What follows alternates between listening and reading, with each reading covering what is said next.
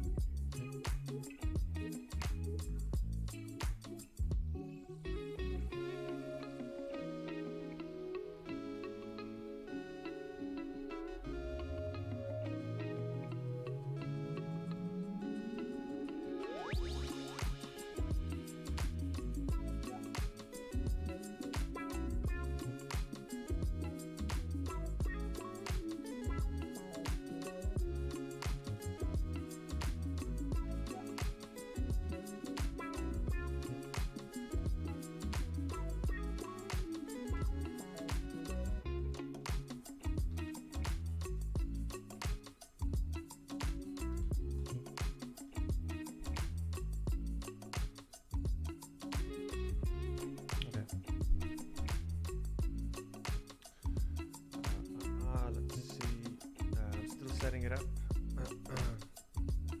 Getting back, I just got a new computer, so I don't even know if you can hear me. Let's see if I can turn this on.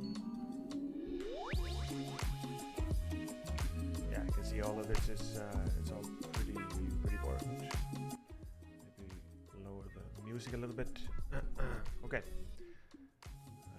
So I'm just going to have to hope that the audio is good. Let me just check my settings.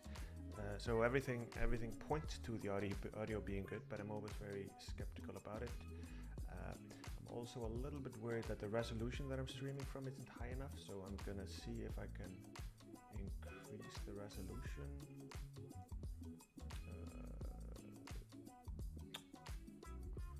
Well, maybe this is maybe that's okay. And it's really annoying me as well that there is this box here. Here we go. Let's see if this gets updated. Ah, cool. No, that's not what I wanted. I wanted to do like so. Yeah, I want to hide my my bar under there. Okay, cool. So I don't have a big plan for this stream. What I wanted to do, I'm trying out out a couple of new things. I got a new computer. It's pretty early in the morning right now, but I got a new computer. Been setting that up. I still have some problems with the setup. My mouse is double clicking, which is a little bit annoying.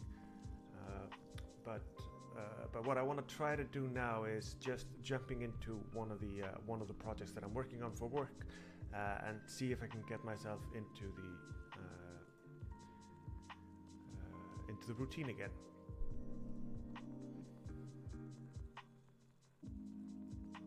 Okay.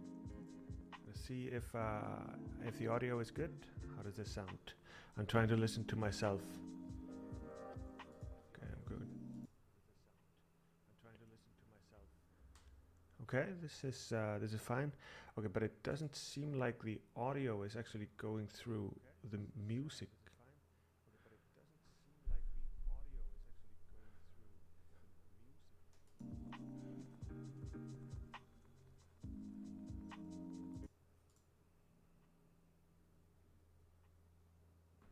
Yeah, okay, but it's just really low. So let me see if I can.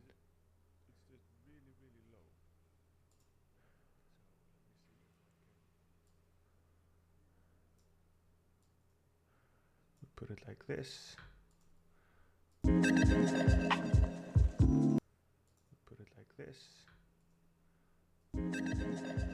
Okay. Put it like this. And now I'm going to try talking.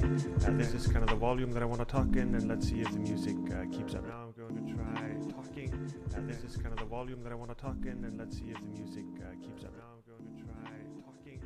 This is kind of the volume that I want to talk in, and let's see if the music keeps up. Now I'm going to try talking. This is kind of the volume that I want to talk in. Okay, so let's just test this out. I have no idea how this is gonna go. Okay, so let's just test this out. I have no idea how this is gonna go. Okay, so okay, fun. So the first thing that I can see is happening is that I was messing around with Okay, fine.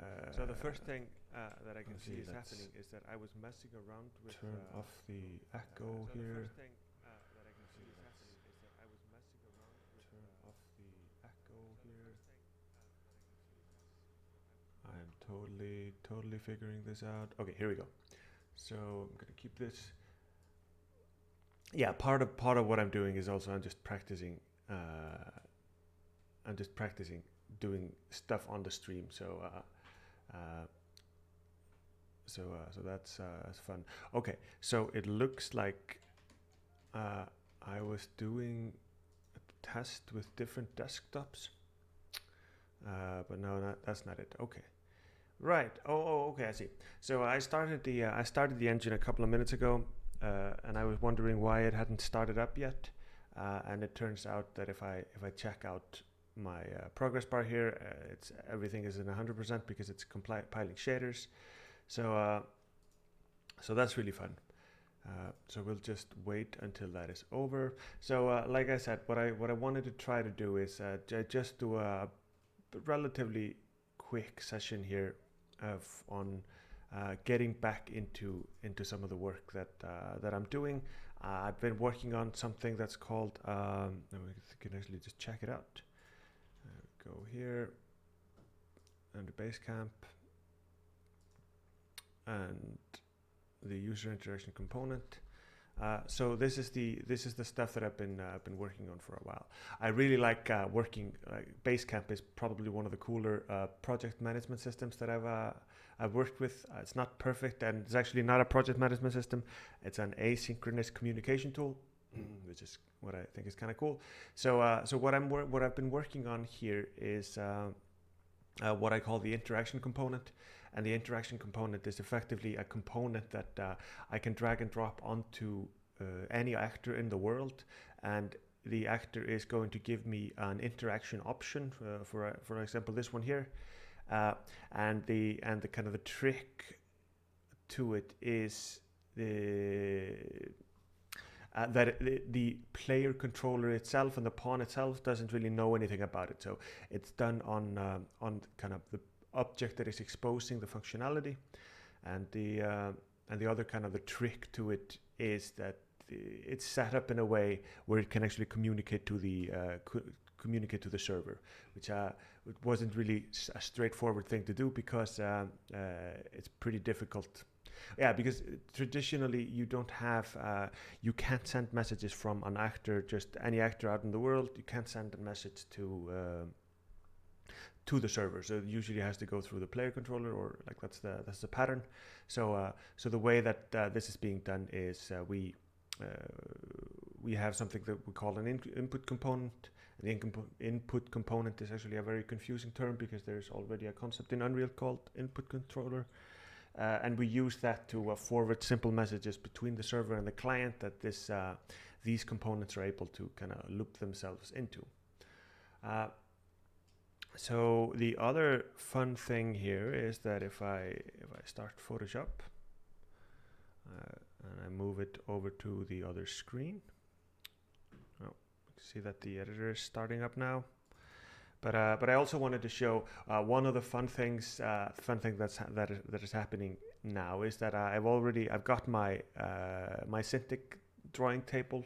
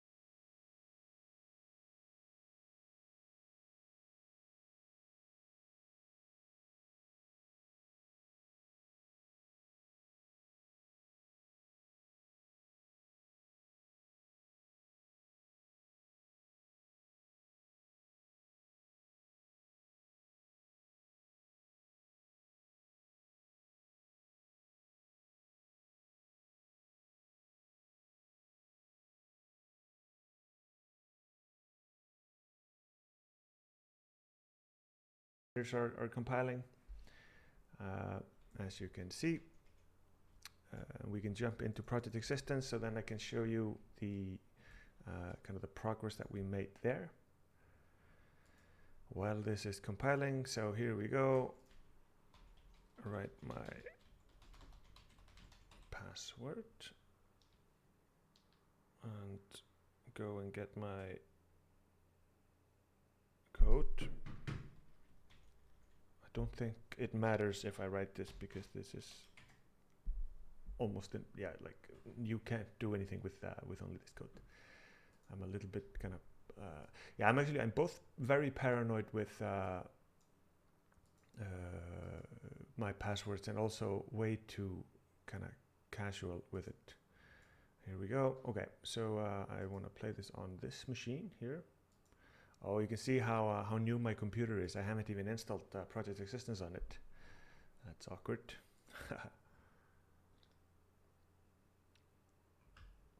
Okay, so we're downloading it now. Oh, it's interesting. It's only downloading 4 gigs. I thought the client was 10. Huh. All right. So so we'll see if this is going to mess up the stream as well, which would be interesting. Okay, so stuff is kind of popping in here. We have, so you can see that the shaders haven't finished compiling. So the shaders are compiling underneath my face. There's 2,000 shaders left. And so I also mentioned that I'm still kind of getting my computer back up and running. One of the things about the setup that I have right now is that I'm using a Bluetooth keyboard. It's actually a pretty terrible keyboard that I bought for almost no money. That I've just been using, and I really want to buy a new keyboard, but this has been working so far. But the problem is right now that because of the way that everything is set up now, the connection to the Bluetooth connection to the computer or to the actual hardware is pretty bad. So there is lag. It's like sometimes there's lag. So now I managed to move back and forth, but there's something happens once in a while which makes it so that the Bluetooth connection stops kind of working. So I want to get a new keyboard soon. Okay, all right, cool. So let's see if we can jump into another map and just try a couple of things out. All right, so the first thing here, this is my test case. So let's just jump and do play. Right. Let's see. So it's giving me an error. The reason for this is really, really annoying. Is I'm pretty sure it has to do with an unknown struct. Yep, here we go. So the reason this is happening is I need to exit, and let's just go into source tree. I like to go to terminal. And this is happening because one of my submodules is outdated. I did press the terminal, didn't I? Yep, here we go. So I have to do git submodule update. And this kind of pulls the submodules. I'm not familiar enough with how source tree is set up and what like the default settings are doing. But the problem is that when I pull, a lot of the cases it doesn't run this submodule update command. So I have to do that myself. So the struct that was causing the errors earlier was coming from that. Oh, did I forget to turn the music on? I did. So let's turn the music back on. I'm also trying to because some of my videos just got removed because I was using copyrighted music. So this is the music app from Twitch.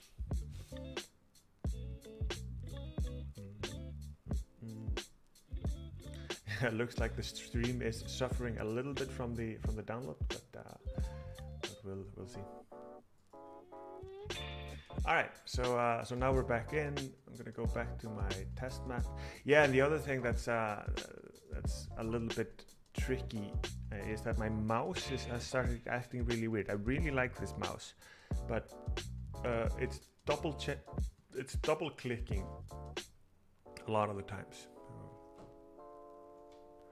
There we go. And now we're compiling even more shaders. So I'm kind of waiting for that to finish. I can also see that that downloading is having a pretty bad effect on my on the actual stream. So a note for the future: I should not.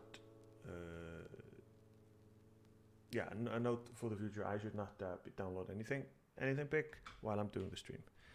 Probably could have told that to myself or figured that out myself, but we're so close downloading it that I'm just going to finish it. Even though I can see that the stream is going out of sync pretty fast. But so the thing that I wanted to do is effectively, you can see the way this works right now. I can go up to this this person here, and when I go and talk to him, I get the message. I get the option to talk, and when I press the E button or the action button on my keyboard, it gives me this message. It's just a message. And if I accept it, it actually gives me a new mission called Searching for the Remnants. And the Searching for the Remnants mission is, let's see. I thought Searching for the Remnants had more objectives. No, yeah, here it is. We have two: Searching for the Remnants and then Searching for the Bridge. So it has two objectives here. And this area actually doesn't have the, I'm not able to finish this mission here because I don't have the locations here. But the thing that I am focusing on right now is actually just making the UI for it. So let's just take a quick look. And again, I'm just trying to get myself back into streaming. I don't have anything big planned, but I'm just doing work that I should be doing on Monday, or should have done on Friday actually. So this may sound a little bit kind of chaotic. Okay, so I'm jumping into this blueprint here. This is the player. This is the kind of the actor that has the user interaction component here, and I'm just going to go into the user actor component and just take a look at what's happening, or like what state did I leave it in. One of the things that I want to try, and this is actually something that we've been talking about a bit on Basecamp, is there any chance for us to make this a little bit more generic, which means that not only not showing this, not hard coding like this option over there, but rather allow just the user to configure it. So I'm going to try that. I might have to back out of this because there's no I'm not even sure this is going to work. But the thing to do then is I have this interaction icon component widget here. I'm just going to take a look at what that does. It's set up in this kind of weird way because I wanted it to show up at the center of the screen. And it's actually set up so that okay, I see. Interesting.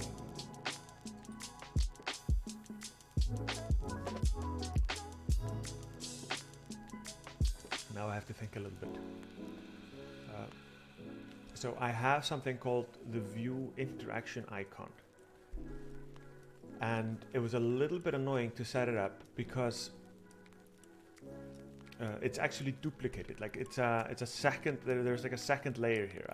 I could have just used this UI interaction icon thing, which actually includes the button and the graphics and the text, but I didn't do that. So is there any good way for me to make this more generic? Oh, it's stretching my leg.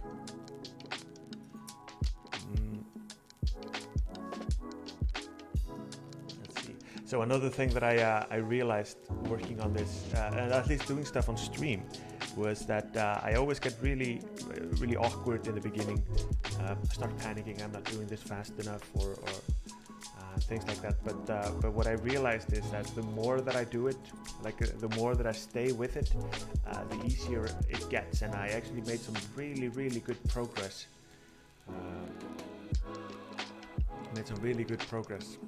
A while back, just because I stuck with it. So that's my plan. All right. So the goal here is I want this to be generic. So I'm going to start by just cleaning this up a little bit. Okay, so I can't do that. I need the canvas panel to be here. I'm going to call it root. And the reason I'm renaming it is that the next time you can see that I went in there and I just deleted it. And I want this to be look like it's here with intent. And the reason it's here is I'm also setting the size to 0, 0. The alignment is half and half, and we're actually aligning it to the top, left corner here, like the top left corner. And this is all intentional, and this is all done so that once I add it to the screen, because this is kind of floating on the screen guy, then it's going to be exactly in the center of the area that I want it to be in. So, and the goal here is to switch this out. So I'm going to do, let's just try this out on construct. Yeah, and there's a massive lag in my on my keyboard. So let's just add a new widget class. Widget contents.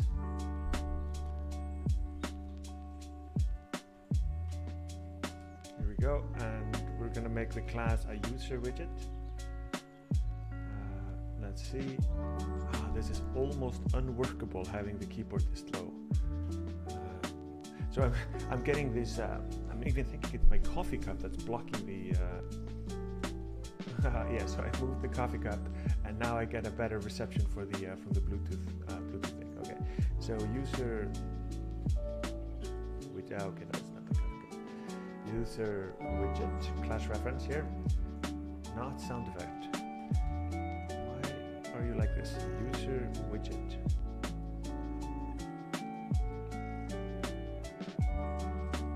There we go. Okay, so this user widget. Now I've been selecting the user widget for probably a good 2 minutes, which is great content.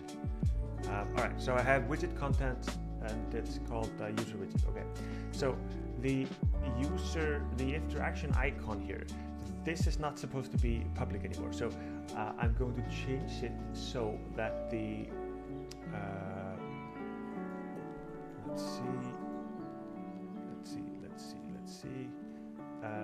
the widget contents is going to be an exposed on spawn property, so that once I put it in here, I can pass it in, and I am going to create a new variable here. This is on the user interaction component, and I'm going to call this the interaction icon widget class. Okay. And the user interaction here, the default value for this one is going to be this one here. So so here's a little trick. I don't want to leave the content browser when I'm doing this, so I just went into the interaction view here, this one, I pressed the browse button, and the browse button actually takes me to the location in the content browser. And then because I know that I just selected it, I can just do and use selected assets from the content browser in the background. It's a little trick. So the interaction widget icon here goes in, and I'm still going to use the interaction message. I think that makes sense. But what happens now is we don't hard code this. We're going to change this border into content. This is the name that I like to use. And I'm going to, on pre-construct, I'm going to get the content. I'm going to add child. Here we go. And I'm going to create widget from the class. Create user widget, and I'm going to plug it in here and here and here. So if I compile this, I'm pretty sure we're going to get 2. Or not. Oh, no. So that's not going to happen because we don't have this set.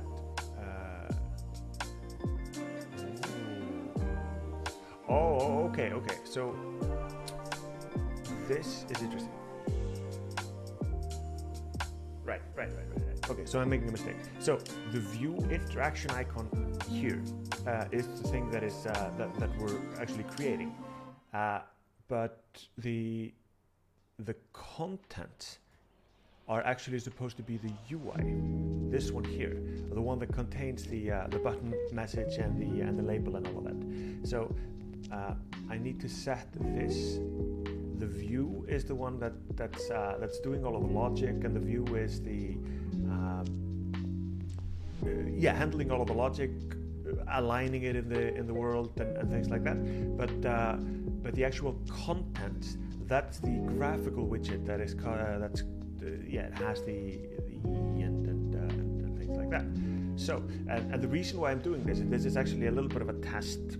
The reason why I'm doing this is because I want to be able to have the chance to control, just kind of add logical control to the view without kind of making logic in the actual graphics of things, because the actual kind of behavior and then the actual look is something that I want to have separated. So we go back here, we hook this up again just for testing the widget contents here, and we create user widget. We use the widget content and we add the child here to the border, and I'm a little bit surprised that I'm not seeing it, so I'm just going to delete this. Let's unplug this now, and let's delete the contents.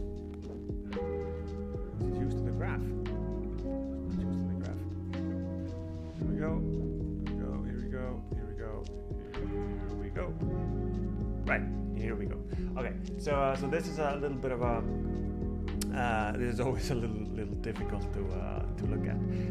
So because I have this the pre-construct thing, I create the widget and I add the widget here. You can see the widget being added. It's here. I can't even select it. I can select the contents here, but it is here because we're adding this new user widget on editor time. So we will just do that. And now, because I deleted my logic, it looked like this. So now the trick becomes, how do I forward the message from from here, the interaction message, over to the interaction icon? So there are a couple of ways to do that.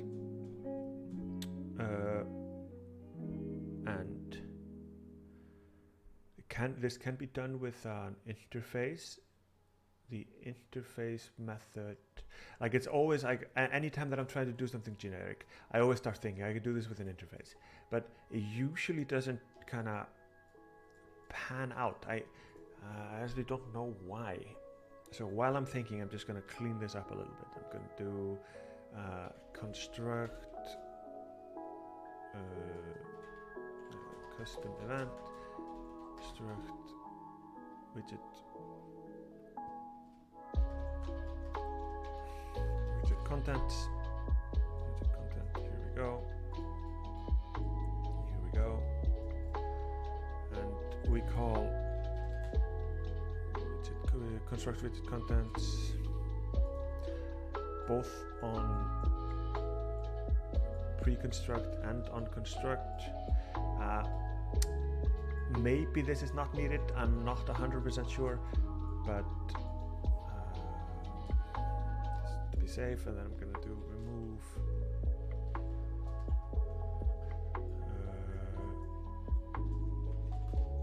clear children. So this means that anytime we're never going to get kind of duplicates in here. So now we have a little bit of logic. And have a little bit of logic here. That's cleaning any content. So the content is, if you remember, this this component here, the border. And anytime that either pre-construct or construct runs, we create a new user widget with the widget content, and we add it to the box. And we don't have to align anything because we have this content window here where the alignment settings are set. So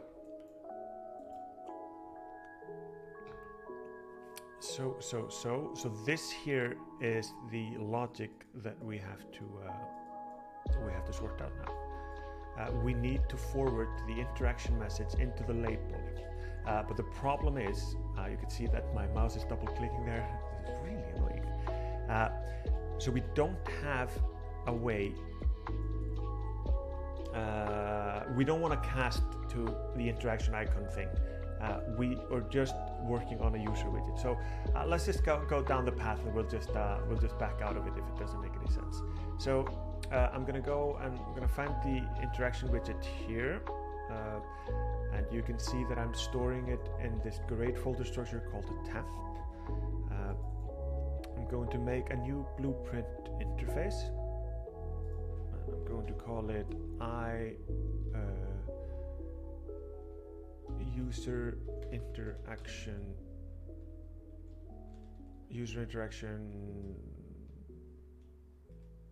What was it called? Icon.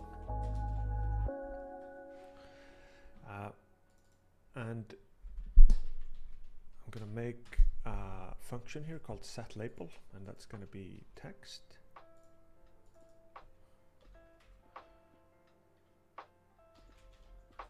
Okay, so when once I extend this, I can add more things. I can add more things to it. I can do set icon. I can do all sorts of things like that. So, but now the problem is, I need to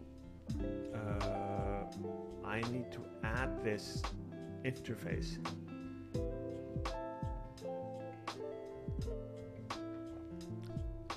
I need to add this interface to my UI, and I wanted to keep my UI clean. I'm definitely going to be going in circles while I figure this out. So the interaction icon here, this is the view, and this is the thing that can be filled with all sorts of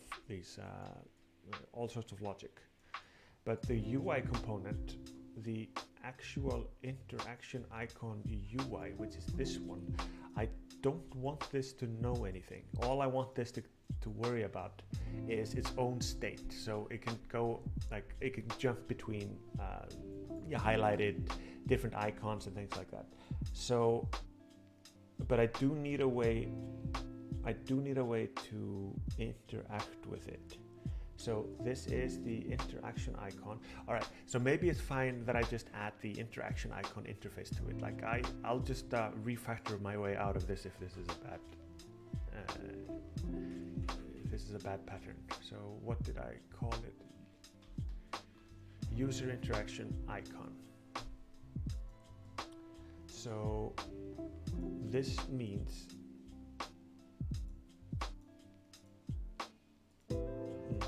so then if I just open up Notepad, so I have view interaction icon, I have UI interaction icon, and this, the purpose of this is to, I like to kind of refocus my things here. So the purpose of the view interaction icon is hooking up to. Oh, awesome! Basic array is following. This is amazing. I'm so happy to get a follower. I'm really new to this, and definitely throw in any questions if you have any, and I'll try to not be super awkward about it and things like that. But I do really appreciate it. Thanks. So the view interaction icon here, its purpose is to hook up to any logic. Awesome. So it does. So the purpose is to hook up to any logic. So the view can be pretty dirty, but the UI one, the UI can be. Should be free of any game logic. Should mostly deal with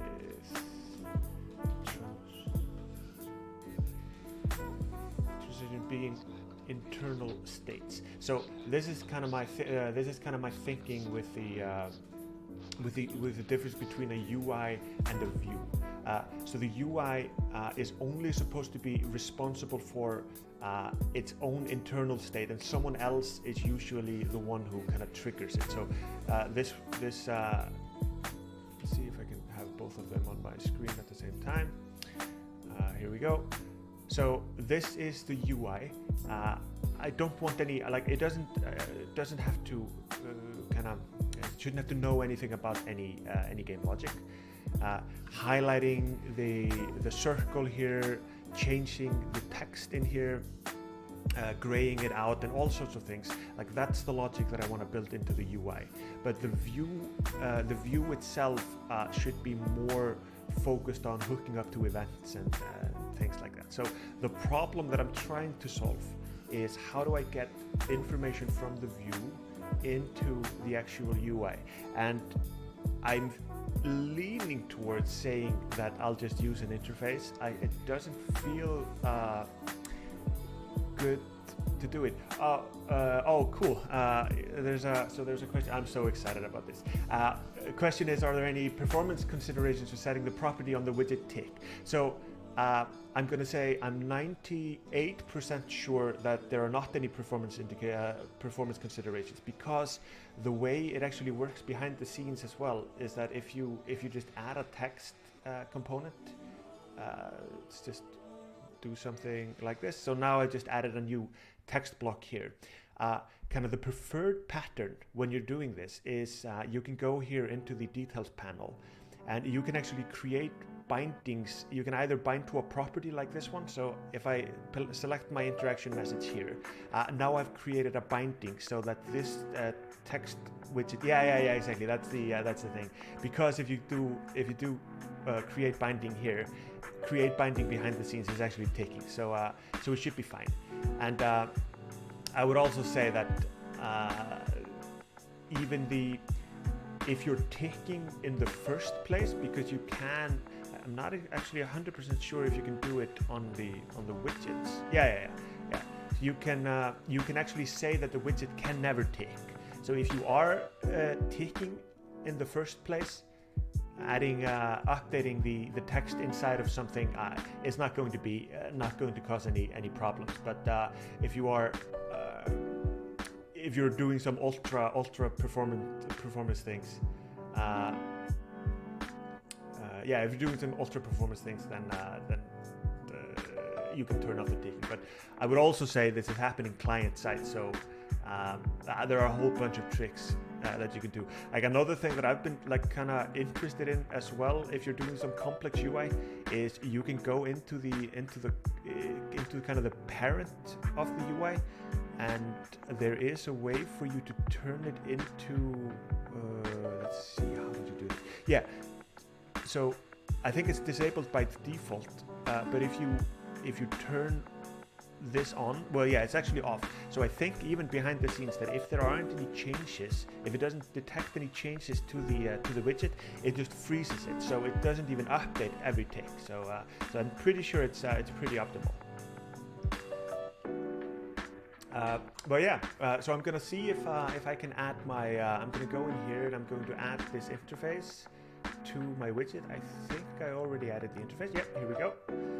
So now all I have to do is I can go here on tip, and that's the other thing about when I'm working on working with the tick. I usually just do things that are readable to begin with, and if I run into performance issues, like that's just this whole other kind of hat that I have to put on, because premature optimization is can be pretty dangerous. If you have a gut feeling about something being slow somewhere, and then it's totally not the thing that's being slow. Okay, so I'm going to go here. We're going to get rid of this reference. So this delete it from here as well. So right now, interaction icon. Can't I delete the interaction icon here? That is weird. Yeah, so this is probably a bug, but I'm going to take my user widget that I created here. I'm going to promote that to a variable. Go here, promote the variable, and I'm going to say this is going to be content.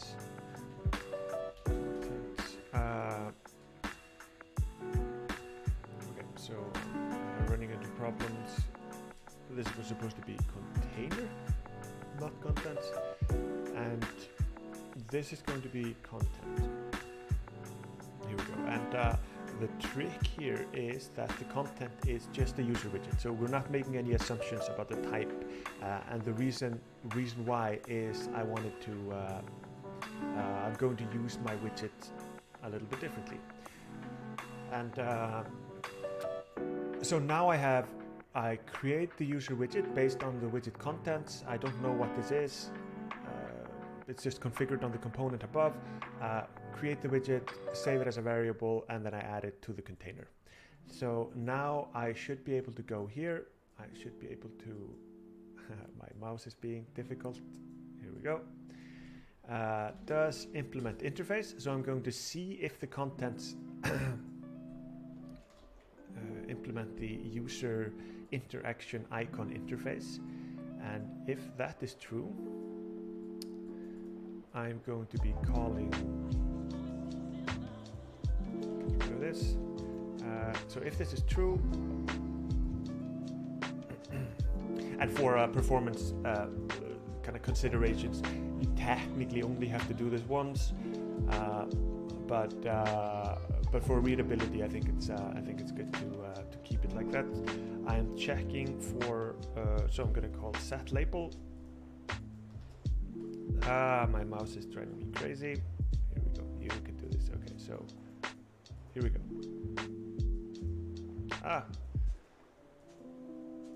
Okay, so this is a little bit annoying. So my editor sometimes does that, where the graphics card gets really burnt up, and I have to restart the editor. So that's what I'm doing now. So I'm working on a project that's called Project Existence. Project Existence is our live kind of prototype for my company.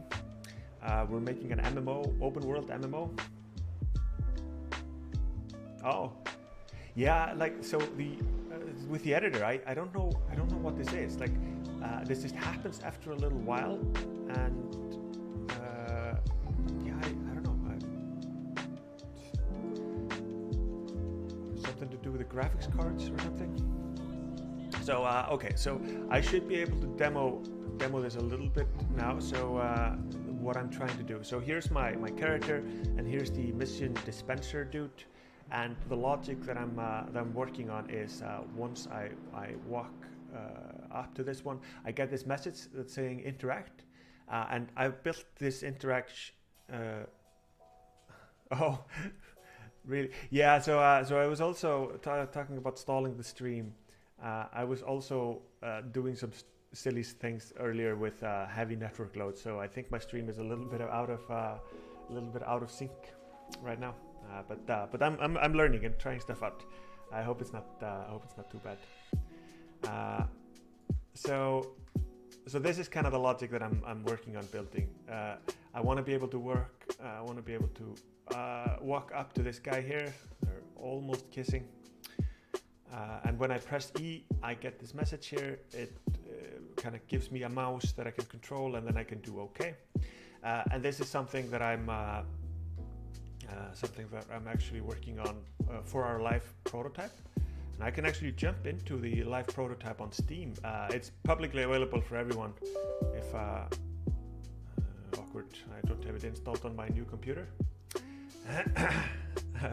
So I'm gonna see if I can jump into Project Existence. Let's see.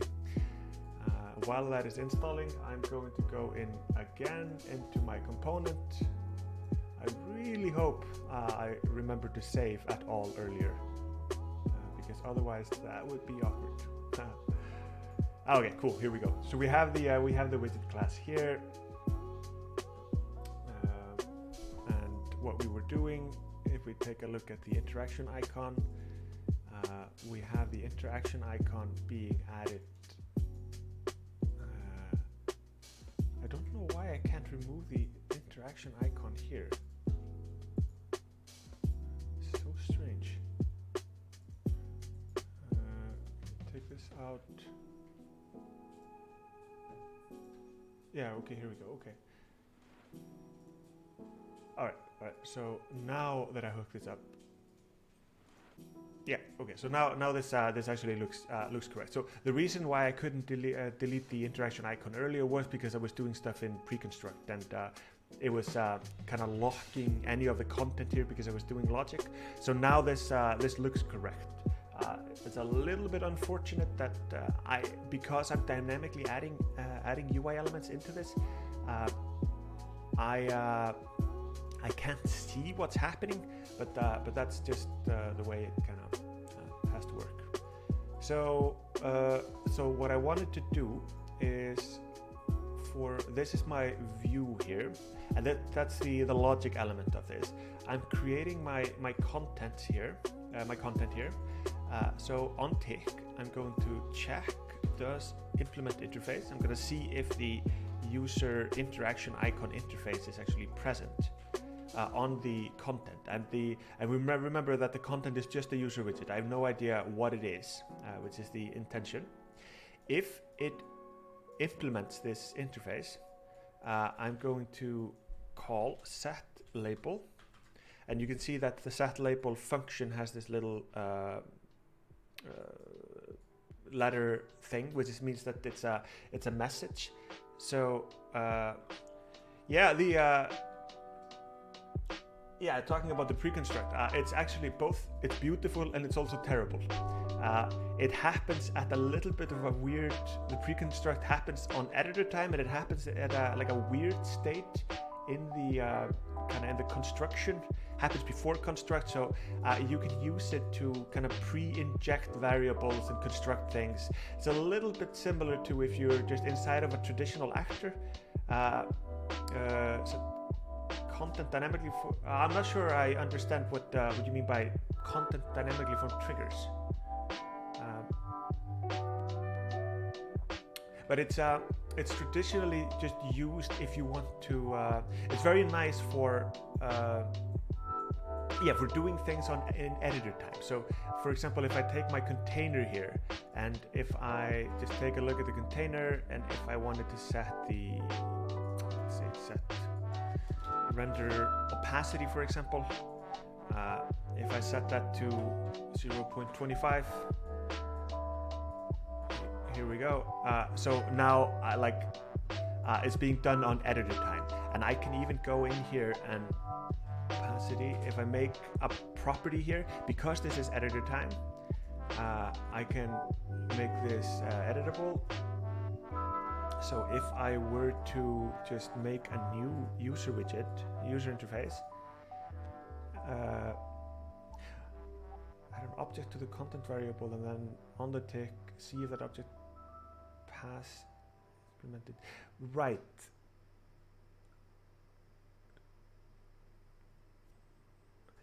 Yes. So yeah, that is possible, but but this is the question being, if I can add here on preconstruct, if I can add some object to the content of the container here on preconstruct. But the problem you're going to run into, which is why this is so weird, is that preconstruct it happens before objects are actually initialized in the world. So if this is like an actor or a trigger in the world, preconstruct is going to run before that happens. So what you would have to do this on just traditional construct. So this is why I'm actually not I'm doing this in two passes here. Like, I'm constructing the widget content here. I'm doing this on preconstruct because I want to have all of this stuff set up on editor time, but then I'm also doing this on construct because I don't trust that this will happen in the correct order or happen at all when I'm running the game. And you can see that there is this boolean flag here, is this design time. I could probably check if this is design time to see if it's actually design time or not, but I'm just not familiar enough with how this works, so I just use this. I just use the preconstruct here, and I just make sure that anything that I call on preconstruct is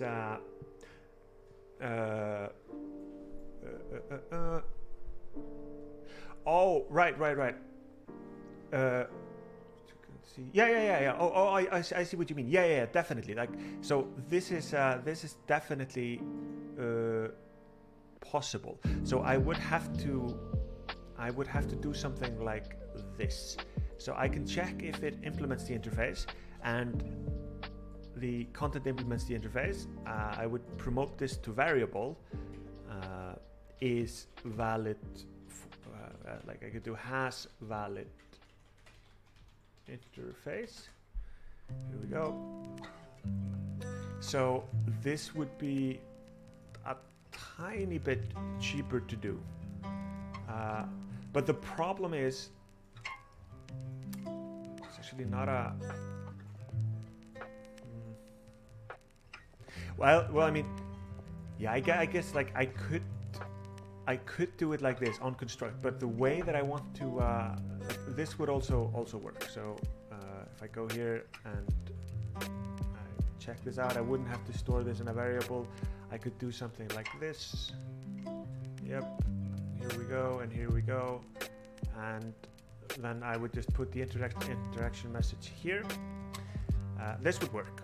This would definitely work, and then I don't have to do anything on tick. But the thing is, I want to be able to change this during runtime. So if I do walk up kind of the owner of the component, so if I go and talk to this guy here, press E to interact, I want certain conditions to be able to happen so that the interact message or the icon or something changes. So this is why I'm doing this on tick. I'm moving this because if the interaction message, for example, changes for any reason, I just want that to be automatically reflected up to kind of to the actual UI. And this definitely could be done with things like events and things like that. So you don't have to take this, but it makes the code a little bit more complicated. But and I would say, yeah, I tend to favor, especially when I'm prototyping and just trying to figure out the pattern. I tend to like to do it the clearer way, because here nothing can go wrong here. I mean, just every frame, it just checks. Does the content have an interface? Yes, and then we set the label. So if something changes, it will just check this out, and if it doesn't, then it will just fail, like no errors or anything like that. So cool. Yeah, I mean, I've actually been using Unreal for. I think I started Unreal 3 way back, but the same with me. I'm also still learning a lot. But the fun thing about it is that like it just becomes a programming language. So once you kind of get the hang of like just understanding the language, it just becomes patterns and things like that. And I'm not a programmer. Like I don't identify as a programmer, even though I do programming. So I'm always fascinated about these patterns and the kind of the balance between readable code and then speed and things like that. Oh wow, Unreal 1. That's old school. That's really cool. All right, so I'm gonna see if I can get this to work. So right now I'm checking for the I'm checking for the interface. If it's true, I set the label. And my old logic is, and I'm going to get rid of this. Just debug stuff. There we go. Let's see. And I can see that I am only using my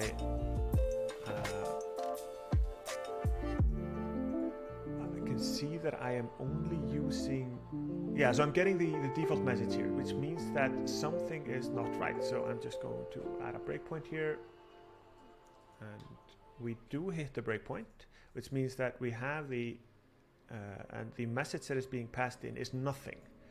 Okay, so that means that we have two bugs. One of the bugs is that the empty string or the empty text here is not being set correctly, and I know why that is. We go into the interaction icon here. Here we go. And even though we added the interface, we didn't implement it. So we have to implement the event here, and the label is set to label. Talk about readability. That's not great. And just to double check, the talk here is actually bound to the label. So now what should happen is we should get the icon but no text. Cool. Or not. And we just violently ignore all of these warnings there and errors. So the next problem is that we're not getting the interaction message correctly. So let's add some breakpoints here. Okay. So we start by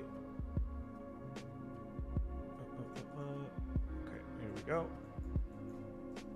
Debugging this. So this is actually the the more kind of complex area of the code that I'm kind of happy that now, because it's a Saturday morning, I didn't have to go too deeply into, but let's see. So what I'm trying to figure out is that why isn't any messages, or why am I not getting any messages into my component? So here we go. We are creating this, and we should be hitting a breakpoint here. Okay, so this is returning nothing, which means that we didn't find an interaction state. So that means that the active state is nothing. The valid states are there. So this could actually just be happening because we are inside of the guy. Go. No. All right, fun. So now we get to do a little bit of debugging. Okay. So unable to find state. So the way this. All right. Okay. So it's working now. Fun stuff.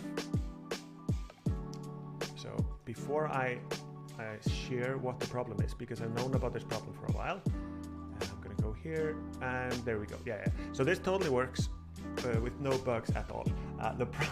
The problem here is that you can see that there's this little flicker that happens before I talk to him, and this was just being amplified a little bit earlier. Because this is the game that I'm working on, and the game that I'm developing is a multiplayer game. So the trick is that the information, kind of the state or the decision of how the player wants to talk to you is being set on the server. So the server has to take a little bit of time to send the information down to the clients. And for some reason, what was happening earlier is that message wasn't getting through. But that seems to be, and that definitely happens if I'm standing inside of the guy. So if I'm here right when the game starts, I get the message and it's empty because it just didn't have time to send it down before the UI is set up. And I know about this bug, I know how to fix it, but it will make the code a little bit more complicated, so I've decided to kind of delay it a little bit because I wanted to focus on something else. So, but let's see, just double check this here. Let's see. We go back into the component. So what we have now, just want to make sure, the interaction view that we were creating earlier here does not, so the interaction view does not depend anymore on any widget. So the only dependency here that I have right now is is a user widget, which is what I wanted. And this means that I can make a different, I'm actually just going to try it. I have an empty widget blueprint here, and I'm going to make it a little bit dumb looking. I'm going to make an image. No, I'm going to make a progress bar, because that's going to be very silly. And I'm going to put it here. So what I'm doing now is I'm testing if I can just use whatever widget here. And I'm going to add a text to it. And can the progress bar have text? Nope. So this is my text, and I'm going to be deleting it. So here we go. All right, and because this is a progress bar, we'll just do something like this. Here we go. Okay. Now I am going to new widget blueprint here. I'm going to call this interaction test.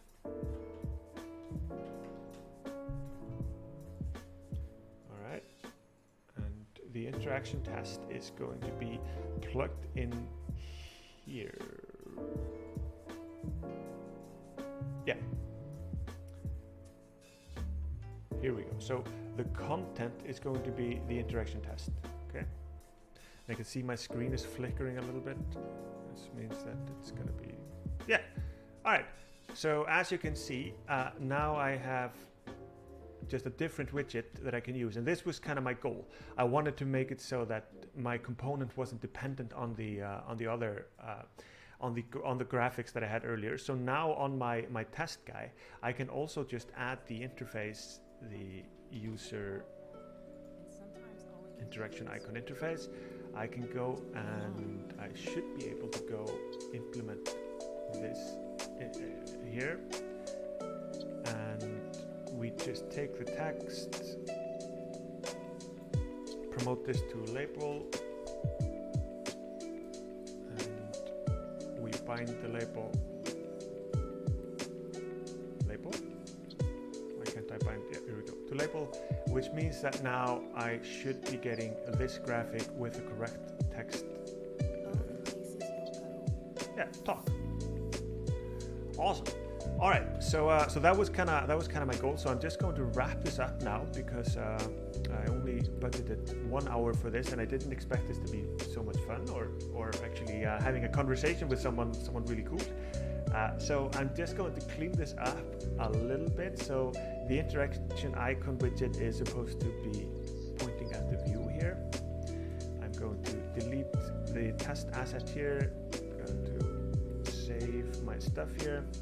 And let's get rid of this old code.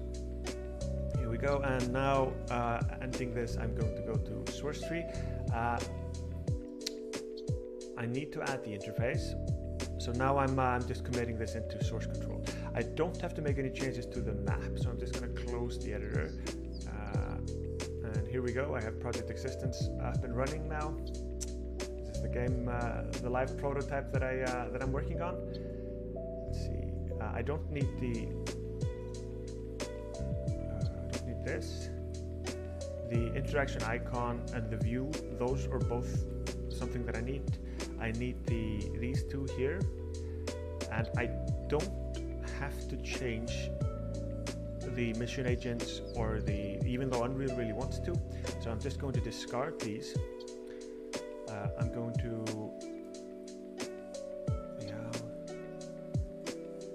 oh, did I forget to do something? Discard. Okay, so I'm going to make a commit here. The commit is going to be removing dependency.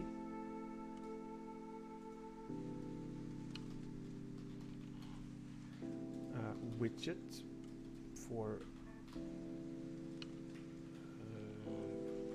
the first stage of the interaction icons. There we go. So I'm going to commit this, and I'm not going to push this just yet. I'm going to go back into Unreal. I'm just going to make sure that because I reverted a couple of things, I'm going to go and I'm going to make sure that I didn't break anything. So this is actually pretty good practice to do that. But while I'm doing that, I'm going to jump into Project Existence, really do a little bit of self-promotion. So this is the live MMO prototype that my company is working on.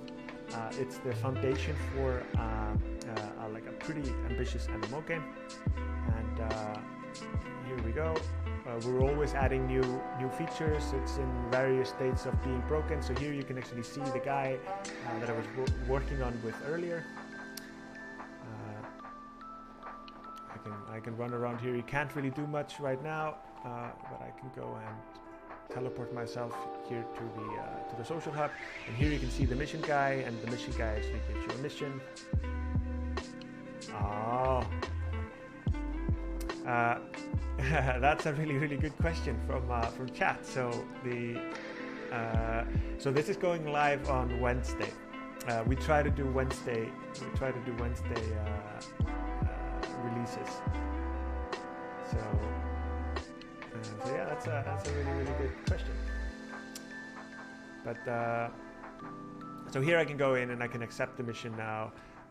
Now if I go into the tactical view, I can see that I have a mission called Searching for the Remnants, and the goal here is to walk around the world, figure out where the remnants are, and yeah, I'm not going to spoil this, but it's very easy. They are very easy to find. They are the only thing that are in the world. But I do have to quickly go in, and I just want to make sure that I didn't break anything before I commit it. Go to my simple test level here. I'm gonna walk up to this guy. Yeah, so you can see that this is broken. So I need to go and make sure that the user interaction component here is being set correctly. There we go, widget component.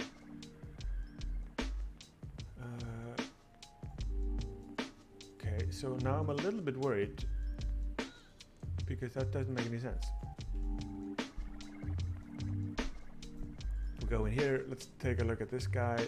The interaction component is here. Interaction icon. Let's go here. Right. That's super weird. I have no idea. So did I may have done something really bad. What? Okay, let's just walk our way through this. Let's go to source tree and just take a look at what files have changed. Here we go. removing. Okay, so we have the user interface widget, icon and icon and icon and icon. Okay. We'll go into. We'll try playing it like this.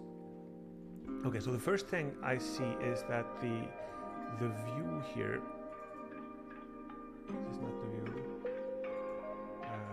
Interaction icon view here is still being set to have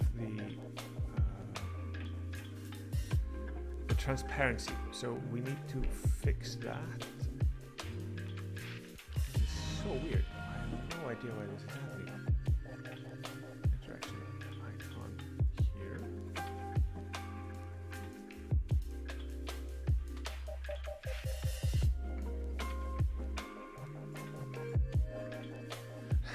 So this is so weird because the opacity is it brush color? No, this is fine. So we were messing around earlier with the render opacity thing here,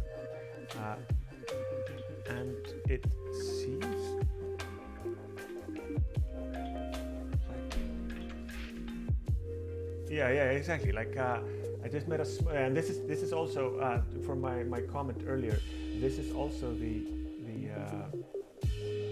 reason why I tend to try not to mess with the pre-construct too much, because weird things like this happen. So I'm actually pretty sure that this has something to do with there's a cache somewhere. So I'm going to go in and I'm going to delete my intermediate folder. So I'm going to go here and here. The intermediate and save folders. And then I'm going to regenerate my Visual Studio files.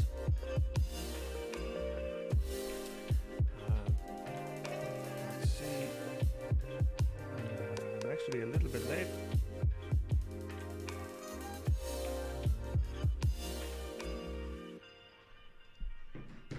Gonna go back in here, ignore, trying to do this really quickly. I can't leave the stream with my game broken, so that just is not acceptable. The game servers are running on AWS.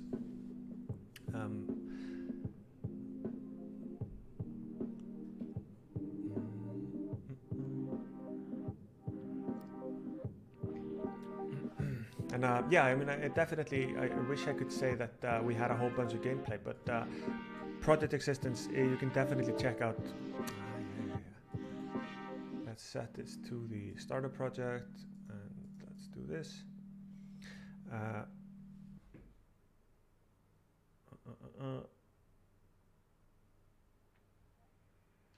right.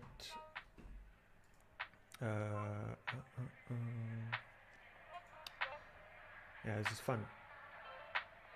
But yeah, so the last thing that I'm going to try to do is I just cleaned out my intermediate folder, and it's actually this is actually a good lesson in why you should test your stuff before you push it. So I did revert a couple of blueprints that should not have been touched with this change. So it's very important. I don't want to change blueprints that or code or anything just because Unreal says that it wants to change it, because sometimes Unreal just panics and marks everything as kind of dirty. So I want my commits to be clean, but you can see that I haven't pushed it yet.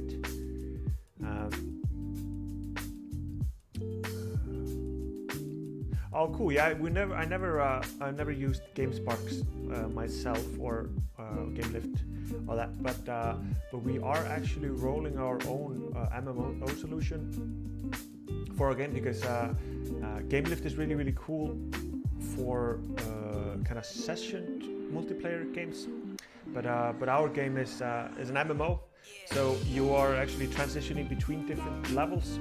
So we GameSparks.